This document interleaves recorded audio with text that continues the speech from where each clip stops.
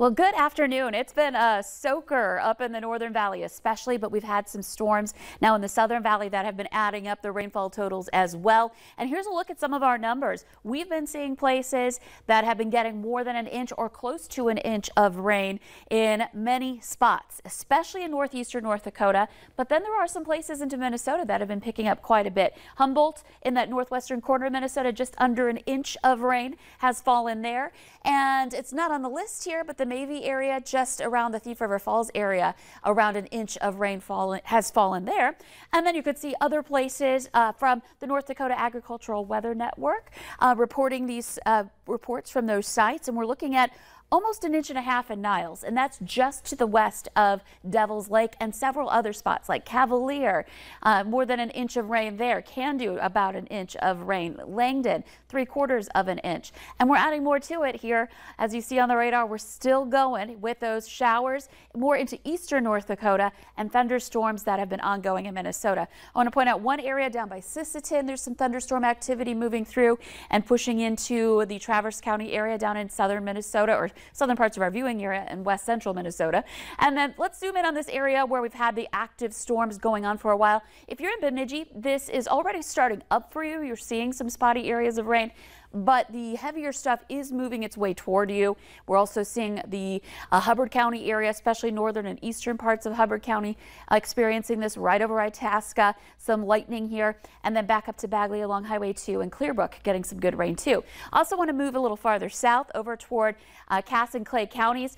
Just want to point out, we were showing you earlier that there's a swirl going on with the low centered right over us, and we just saw in the last couple of minutes a storm pop just south of Barnesville. No lightning associated with this right now, but it literally is just forming right now. So we're going to keep an eye on that one. A couple of other cells that are starting to get going a little bit just to the east of Moorhead. And I'm going to put this one into motion because it's only over about an hour period here that we're watching the radar. And you could see we've got a couple of cells that are just starting to pop up in Cavalier County, an area that's gotten a lot of rain lately. Well, we're seeing more places where we're getting that rain starting to pop up. So this may be happening further into the afternoon as we start to heat up a little bit more. We may see more of these isolated to scattered thunderstorms redeveloping again heading into the afternoon. Temperatures 60s to some low 70s right now at 67 in Fargo, 68 in Grand Forks. So not a hot August day by any means here today. And winds are variable at this point, rotating around that low. And some of us are seeing some winds gusting into the 20s with, of course, higher gusts anywhere where we have thunderstorms. So let's take a look at our hour by hour planner. We have that potential for more redevelopment into the afternoon. You can see there are wide areas not getting anything, and in fact there will be some spots that have sunshine. That's where we'll be warmest today. And then there will be places where we're kind of stuck with the clouds, where we're dealing with more storm development and more rain moving through. So be prepared for this throughout the day as this low continues to just slowly swirl right over the valley. Now heading into the 8 o'clock hour, you can see some isolated areas of rain and thunder.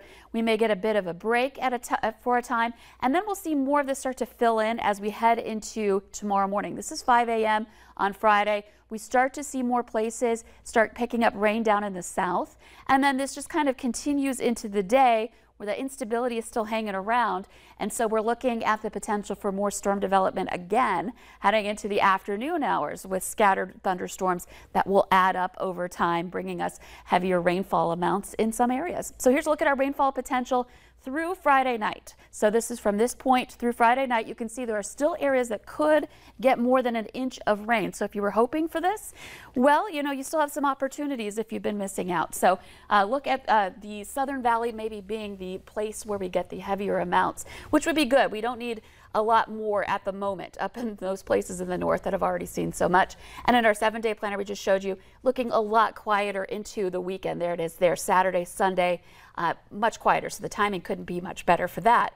And also getting the rain is a good thing, I think, for a lot of folks. So it's all good stuff, except, you know, we want to watch out at not getting too much at one time.